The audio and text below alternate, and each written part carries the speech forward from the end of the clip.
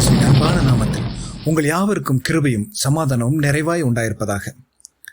இந்த நாளிலும் நம் தியானத்திற்கென்று தெரிந்து கொள்ளப்பட்ட பகுதி யாக்கோபு 5ஆம் அதிகாரம் 17-18 வசனம். இந்த வசனத்தை வாசித்து பார்க்கும்பொழுது எலியா நம்மை போல பாடுள்ள மனுஷனாக இருந்தான். ஆனால் மழை வரக்கூடாது என்று ஜெபம் பண்ணினான். 3 வருஷம் 6 மாதம் மழை வரலைங்க. திரும்பவும் ஜெபிக்கிறான். வானம் மழையை பொழிந்தது, பூமி தன் பலனை தந்தது என்று நம்ம இந்த வசனத்தில் வாசிக்கிறோம். இது 1 ராஜாக்கள் 18ஆம் அதிகாரம் 41 முதல் 45 வசனம் வரைக்கும் வாசித்தா அழகா நம்மளுக்கு புரியும். தேசத்துல பஞ்சம், மழையே வரல. எலியா ஒரு நாள் ஜெபிக்கிறான். 3 வருஷம் 6 மாதம் மழை இல்லைன்னா தேசத்துல ஆசீர்வாதம் இல்லை, பஞ்சம் பெருசாயிருச்சு. இப்போ ஆகாபு எலியா கிட்ட கேட்குறான், எலியாவை நீ ஜெபித்து திரும்ப மழையை வரும்படி செய். எலியா உடனே ஆண்டவர் சமூகத்துக்கு போய் ஜெபிக்க ஆரம்பிக்கிறான். அவன் விசுவாசத்துடன் ஜெபிக்கிறான். அவன் ஒரு ஜெப வீரன். ஜெபிக்க ஆரம்பித்த உடனே அவன் தன் வேலைக்காரனை நோக்கி, நீ போய் சமுத்திர முகமாய் போய் பாரு, மழை வருதான் பாரு அப்படின்னு சொல்லி அனுப்புகிறான். அந்த வேலைக்காரனும் ஓடி போகிறான்.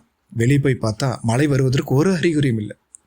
இதை வருத்தத்தோடே எலியாவிடம் சொல்கிறான். எலியா பார்க்குறான். பார்த்துட்டு, சரி ஓகே, நான் மீண்டும் ஜெபிக்கிறேன், இன்னும் 7 முறை போய் பாரு அப்படின்னு சொல்லிட்டு இவன் ஜெபிக்க ஆரம்பிச்சிட்டான். வேலைக்காரன் ஒவ்வொரு முறையாக போய் பார்த்துட்டு 6 முறை பார்த்துட்டு வந்துட்டான். மழை வருவதற்கு ஒரு அறிகுறியும் இல்லை. 7வது முறை இந்த வேலைக்காரன் வெளியே போய் பார்த்த உடனே ஒரு கையளவு மேகம் அந்த சமுத்திர முகத்திலிருந்து அப்படி வருகிறதை இவன் பார்க்கிறான். ஓடி எலியாவே, இதோ ஒரு கையளவு மேகம் வருகிறதை காண்கிறேன் என்று. எலியாவுக்கு ஒரே சந்தோஷம். கடந்த 6 முறை போய் பார்த்துட்டு வரலன்னு சொல்லும்போது எலியா சோர்வடையவே இல்லைங்க.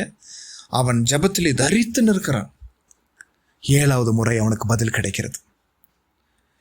ஒரு நல்ல ஆவிக்குரிய விசுவாசி அவன் தன் எதற்காக ஜெபிக்க உட்கார்ந்தானோ, எதற்காக ஜெப விண்ணப்பத்தை தேவ சமூகத்தில் கொண்டு போனானோ, அந்த விண்ணப்பம் நிறைவேறும் அளவு சோர்ந்து போகாமல் தேவ சமூகத்தில் காத்திருந்து ஜெபிப்பான். அதற்கு எலியாவின் இந்த சம்பவம் ஒரு சாட்சி.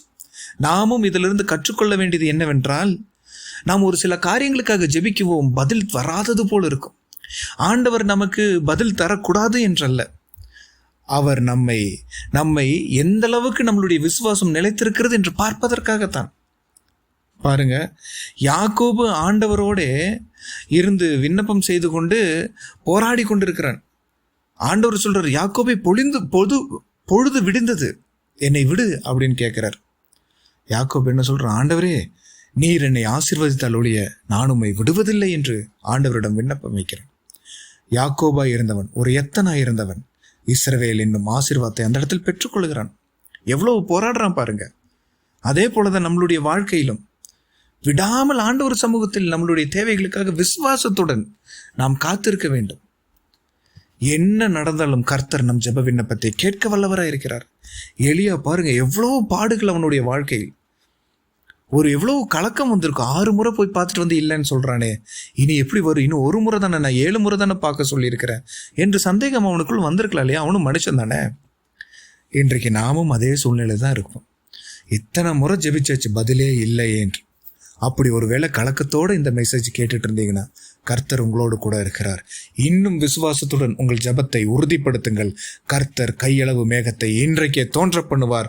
அந்த மேகம் இஸ்ரவேல் தேசத்தின் பஞ்சத்தை போக்குமே என்றால், இன்றைக்கு உங்களுக்கு தோன்ற இந்த கையளவு மேகம் உங்களுடைய வாழ்க்கையில் இருக்கும் எல்லா கஷ்ட நஷ்ட பிரச்சனை வியாதிகளையும் நீக்கி ஒரு புதிய ஆசீர்வாதத்தை கட்டளையிடும். இதோ இஸ்ரவேலின் வாழ்வை காண்பாய் என்ற வசனத்தின் பிரகாரம் உங்களுடைய வாழ்க்கை இஸ்ரவேலின் தேசத்தின் ஆசீர்வாதத்தை கர்த்தர் உங்களுடைய வாழ்க்கையிலும் தந்தருள்வார்.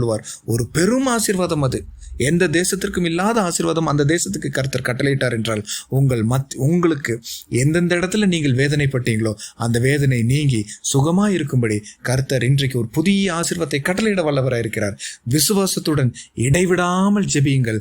கர்த்தர் உங்களை ஜெபத்தை கேட்பார். நிச்சயம் அதற்குண்டான பலனை கர்த்தர் தருவார். கர்த்தர் தாமே இந்த வார்த்தைகளை ஆசீர்வதிப்பாராக. ஆமேன், ஆமேன்.